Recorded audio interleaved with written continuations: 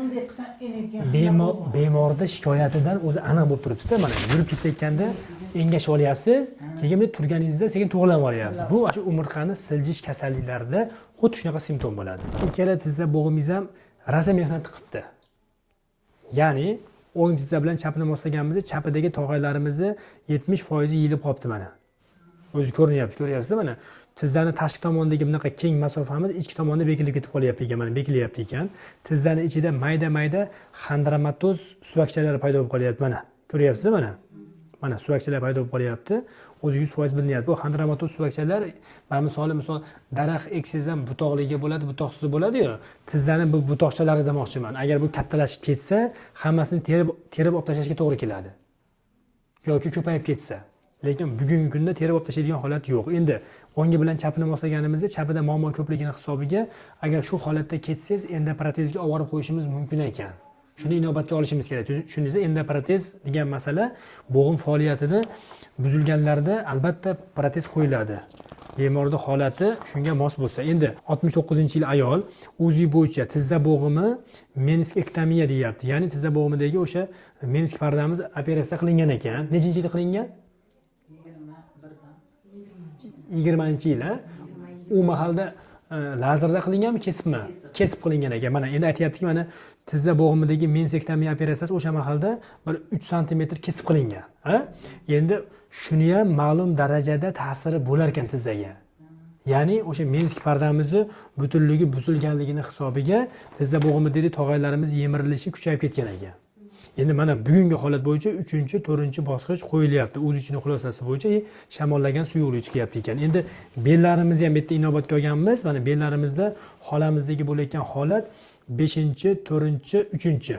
Bilyapsiz mana 3-bel umurtqada siljish bor ekan, siljish. Mana funksional rentgen qilib ko'rganimda siljishimiz o'ynab turibdi ekan. Ya'ni siljib turib joyida qatib qolmabdi. O'ynab turibdi ekan. Yurganda siljib ketyapti ekan, yotganda joyiga tushib qolyapti ekan.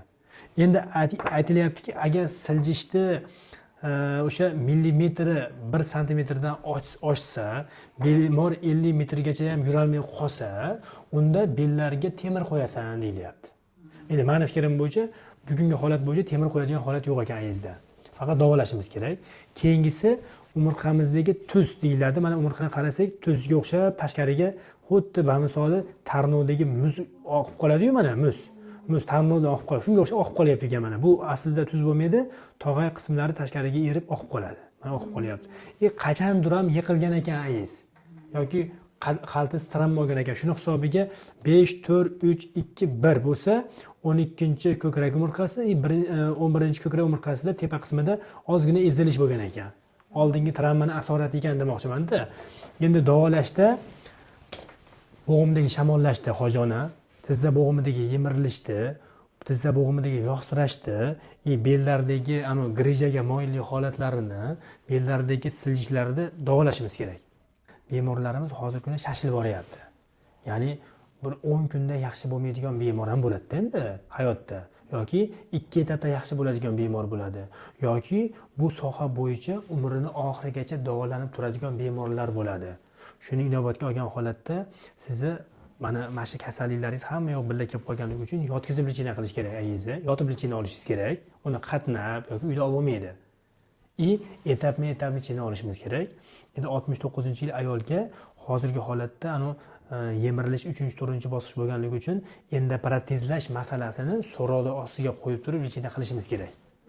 Agar 2 etap lichina qilganimizdan keyin tizza bo'g'imizdagi bu oraliq masofasi torayib qolgan-u, shu kengayib qolsa biz lichinamiz bilan endoprotezga hojati yo'q xola. O'shaning uchun men hozir davolash o'sha strategiyasini tuzib bersam, davolash kunini belgilaymiz, davolashni boshlaymiz. Ana ko'ryapsiz mana. Bunday qilsa enayotgan bemorda shikoyatidan o'zi aniq bo'lib turibdi-da. Mana yurib ketayotganda engashib olyapsiz, keyin turganingizda sekin to'g'lanib olyapsiz. Bu shu umurtqani siljish kasalliklarida xuddi shunaqa simptom bo'ladi. Endi buni o'sha umurtqani siljigan joyini siljimaydigan qilib suvarka qilib qo'yishimiz kerak-da. Hozir o'sha holatiga bir narsa taqadi. Albatta bellarga maxsus belbog' beramiz. bellariga fizlichini oladi, tizza bo'g'imiga fizlichini oladi. bunday qilsam belim qirtadi. Qirtatadi, ana. Bunday qilsam qirt mashetim. Ha, o'sha siljigan umurtqamiz qatimagan ekan, siljib o'ynab turibdi ekan. Endi bu 1-2 yillik bas ekan bu. Ancha yillar bo'pti demoqchiman-da. Endi eski narsani sekin etap-metlab tiklashimiz kerak ekan. Va operatsiya qilsak ham biz o'ylagan natijaga erisha olmasligimiz ham mumkin ekan demoqchiman-da. Siz hozir yurib kelyapsiz, og'riq unaqa chidab bo'lmaydigan holatda bas, o'shaning uchun bir 10 kunlik jinoyat ko'raylikchi, holatga baholaymiz. Xo'pmi, xola?